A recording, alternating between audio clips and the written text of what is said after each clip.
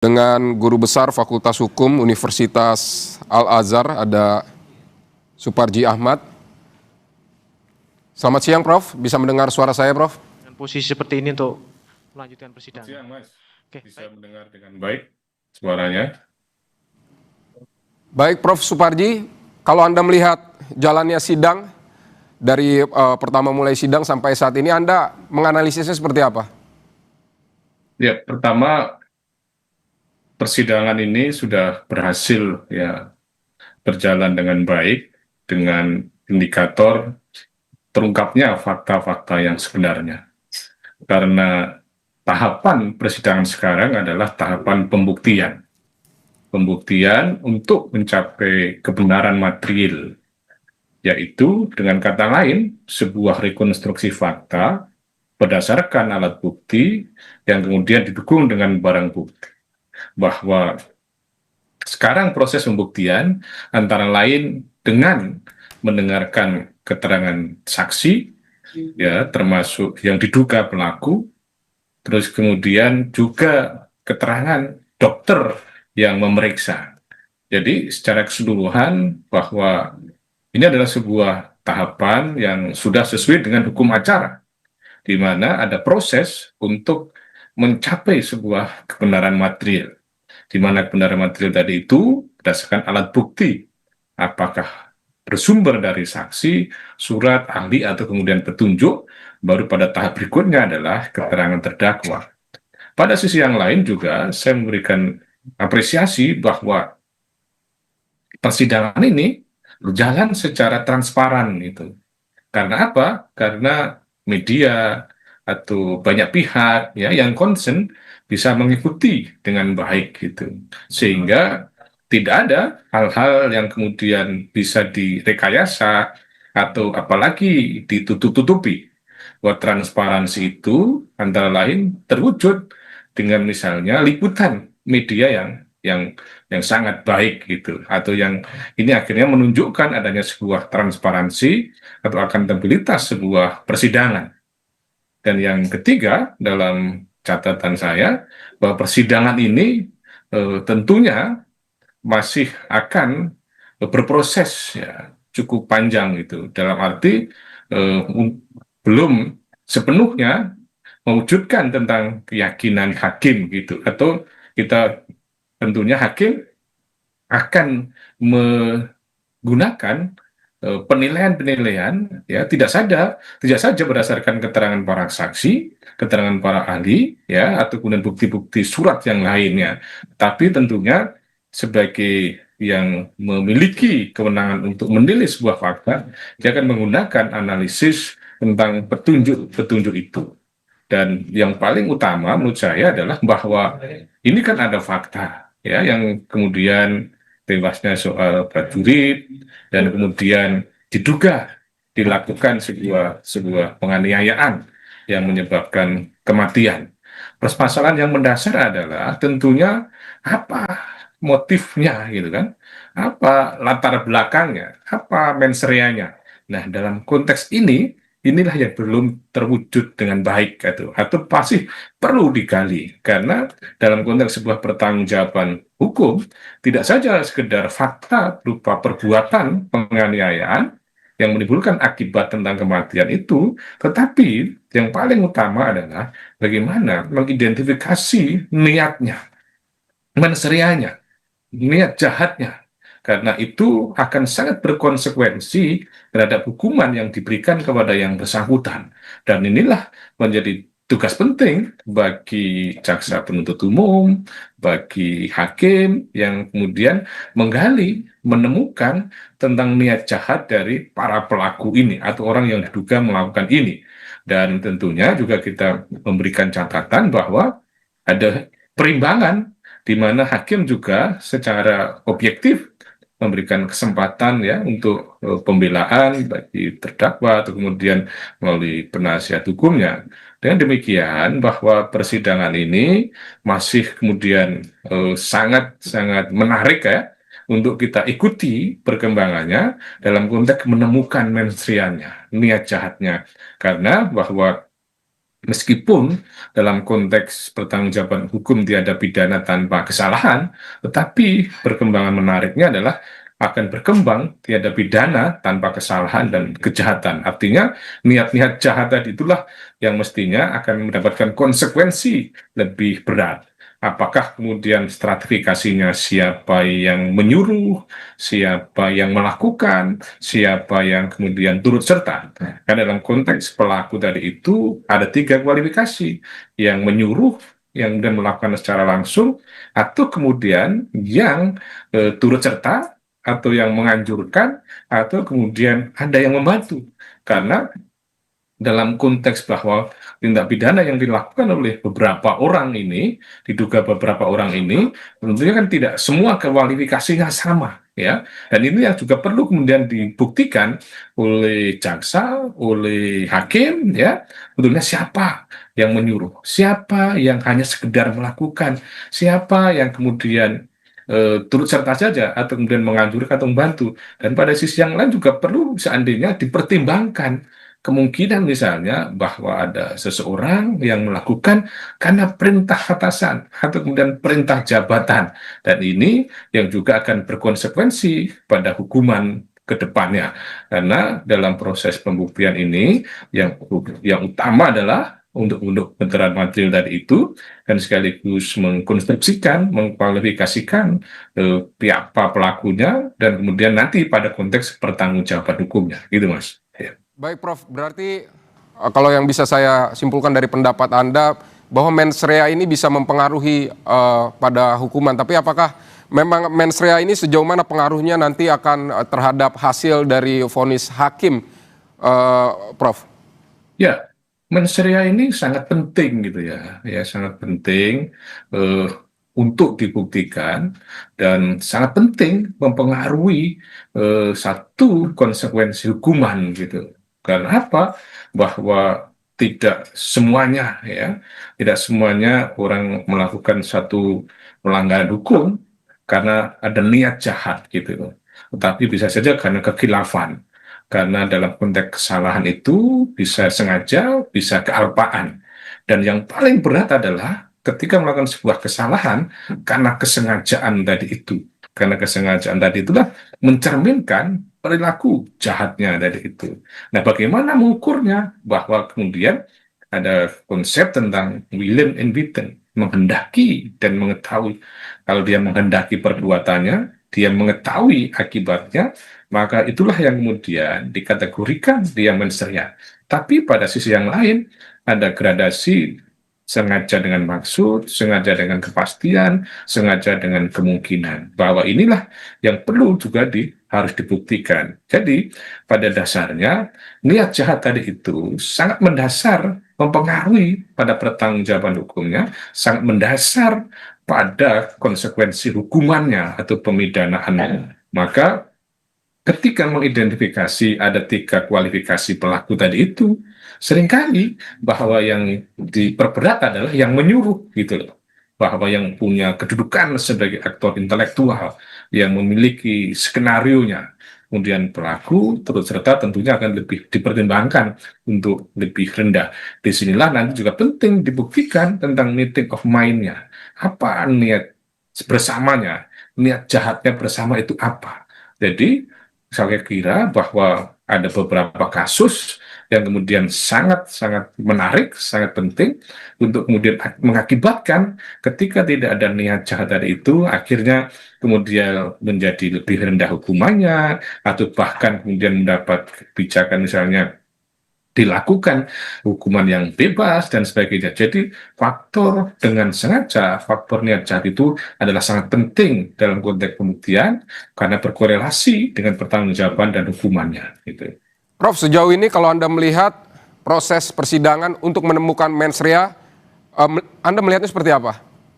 Nah, kaitannya dengan persidangan yang terjadi bahwa belum secara material mengungkap tentang mensreanya tadi itu. ya, tentang niat jahat para pelaku itu apa gitu deh. Katanya ya ada dugaan tindakan-tindakan tertentu, ya, ada hal-hal penyebab tertentu, tetapi semuanya tadi itu masih belum terwujud sebuah pasal yang utuh gitu loh. Dan inilah jalannya persidangan dalam konteks pembuktian, yaitu bagaimana membangun pembuktian dalam hal mens rea itu melalui alat bukti yang dihadirkan, yang nanti tentunya akan dinilai apakah alat bukti tadi memuali kekuatan pembuktian atau tidak. Itu sangat tergantung kesesuaian alat bukti dengan peristiwa pidananya, kesesuaian alat bukti satu dan alat bukti yang lain, kesesuaian antara saksi satu dengan saksi yang lain.